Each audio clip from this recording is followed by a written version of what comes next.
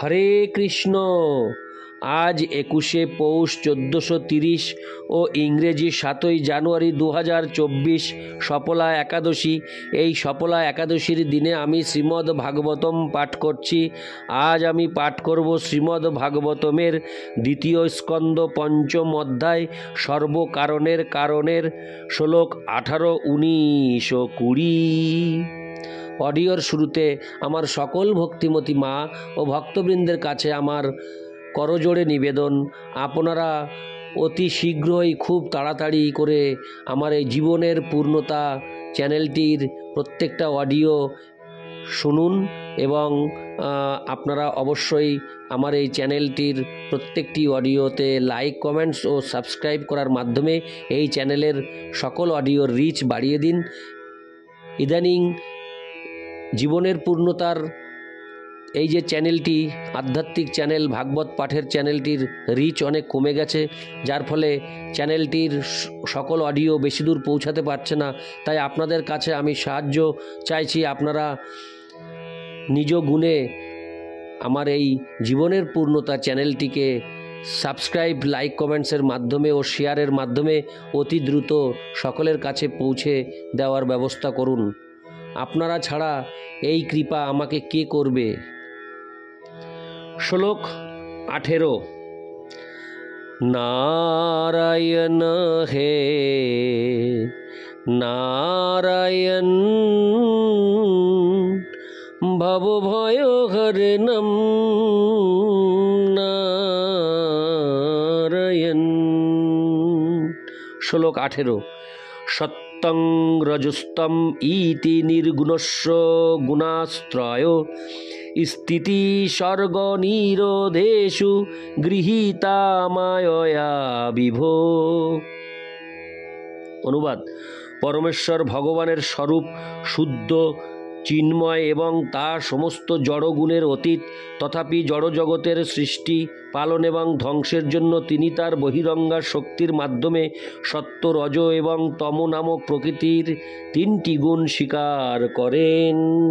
তাৎপর্য: পরমেশ্বর ভগবান সত্য, রজ এবং তম এই ত্রিগুণাত্মিকা বহিরঙ্গা শক্তির প্রভু এবং এই শক্তির প্রভু রূপে তিনি কখনো এই মোহিনী শক্তির প্রভাবে প্রভাবিত হন না। জীবেরা কিন্তু জড়া প্রকৃতির এই গুণের দ্বারা প্রভাবিত হয় অথবা প্রভাবিত হওয়ার প্রবণতা থাকে। এটিই হচ্ছে ভগবানের সঙ্গে জীবের পার্থক্য। জীব যদিও গুণগতভাবে ভগবানের সঙ্গে এক, তথাপি জীব প্রকৃতির এই গুণগুলির অধীন। পক্ষান্তরে বলা যায় যে জড়া প্রকৃতির গুণগুলি ভগবানের শক্তি সম্ভূত হওয়ার ফলে অবশ্যই ভগবানের সঙ্গে সম্পর্কিত। তবে সেই সম্পর্কটি ঠিক প্রভু ভৃত্যের সম্পর্কের মতো। পরমেশ্বর ভগবান হচ্ছেন জড়া প্রকৃতির নিয়ন্তা, কিন্তু জড়া প্রকৃতির বন্ধনে আবদ্ধ জীব প্রভু নয় অথবা নিয়ন্তাও নয়। পক্ষান্তরে তারা প্রকৃতির অধীন অথবা প্রকৃতি কর্তৃক নিয়ন্ত্রিত।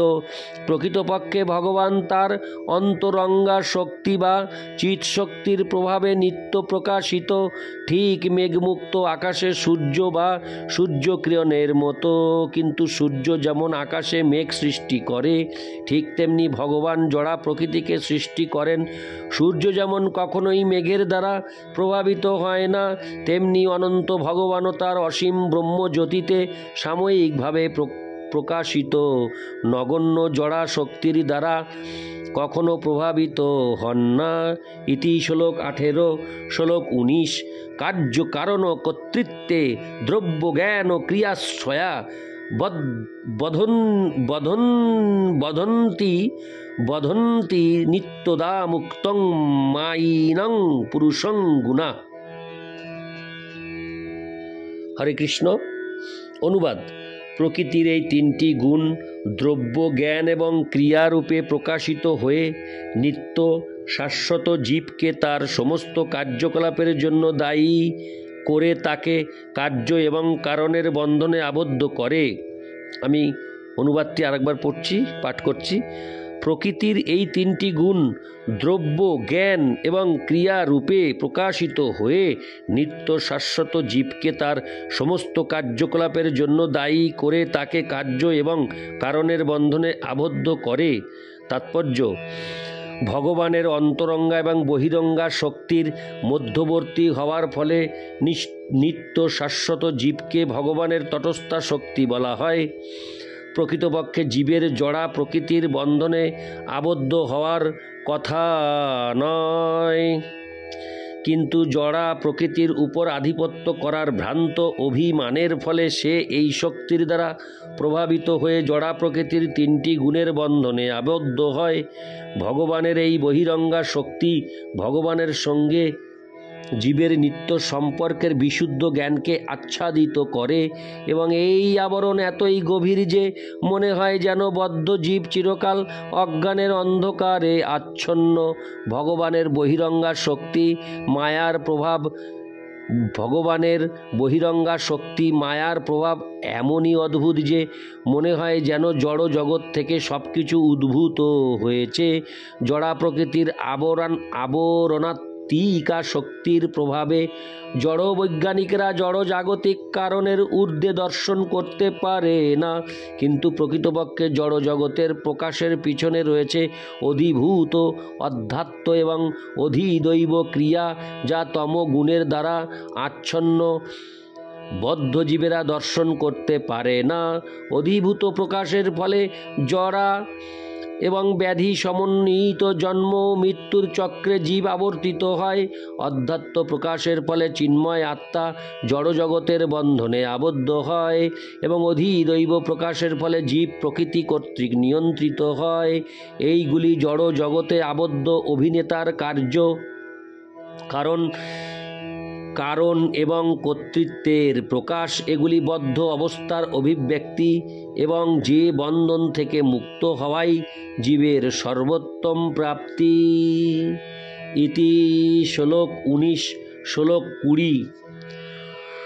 স এষ ভগবাল্লিঙ্গৈ স্ত্রীভিরেত্তৈরধোক্ষজ সলক্ষিত গতির্ব্রহ্মণ সর্বেষাং মমোচ্চেশ্বর। অনুবাদ: হে ব্রাহ্মণ নারদ, সেই পরম দ্রষ্টা পরমেশ্বর ভগবান প্রকৃতির তিনটি গুণের দ্বারা প্রভাবিত বদ্ধ জীবের জড় ইন্দ্রিয়ের অগোচর। তিনি সকলের, এমনকি আমারও নিয়ন্তা। তাৎপর্য: ভগবদ্গীতায় ভগবান স্পষ্টভাবে ঘোষণা করেছেন যে যারা ব্রহ্মজ্যোতির উপর অধিক গুরুত্ব প্রদান করে এবং মনে করে যে চরমে পরম সত্য নির্বিশেষ এবং তা প্রয়োজনের বশেই কেবল রূপ পরিগ্রহ করে, তারা সবিশেষবাদীদের তুলনায় অত্যন্ত মূর্খ। এই সমস্ত নির্বিশেষবাদীরা যতই বেদান্ত পাঠ করুক না কেন, প্রকৃতপক্ষে তারা জড়া প্রকৃতির উল্লিখিত তিনটি গুণের দ্বারা আচ্ছাদিত। তাই তারা পরমেশ্বর ভগবানের অপ্রাকৃত সান্নিধ্য লাভে অক্ষম। যে কেউ ভগবানের কাছে যেতে পারে না, কেননা তিনি তার যোগ্য মায়ার দ্বারা আচ্ছাদিত। হরে কৃষ্ণ। তিনি তার যোগ মায়ার দ্বারা আচ্ছাদিত। কিন্তু ভ্রান্তিবশত কারোরই মনে করা উচিত নয় যে ভগবান পূর্বে অব্যক্ত ছিলেন এবং সম্প্রতি নররূপে তিনি নিজেকে প্রকাশ করেছেন। ভগবানের নিরাকার হওয়ার ভ্রান্ত ধারণা ভগবানকে আবৃত করে যে যোগমায়ার যবনিকা, তারই প্রভাব, এবং বদ্ধ জীব যখন ভগবানের কাছে আত্মসমর্পণ করে তখন ভগবানের ইচ্ছার প্রভাবে সেই আবরণ উন্মোচিত হয়। ভগবানের যে সমস্ত ভক্ত উল্লিখিত জড়া প্রকৃতির তিনটি গুণের অতীত, তারা শুদ্ধ ভক্তি যোগে প্রেমপূর্ণ দৃষ্টিতে ভগবানের নিত্য আনন্দময় অপ্রাকৃত রূপ দর্শন করতে পারেন। ইতি শ্লোক 20। নারায়ণ হে নারায়ণ ভবভয়হরণম নারায়ণ। হরে কৃষ্ণ।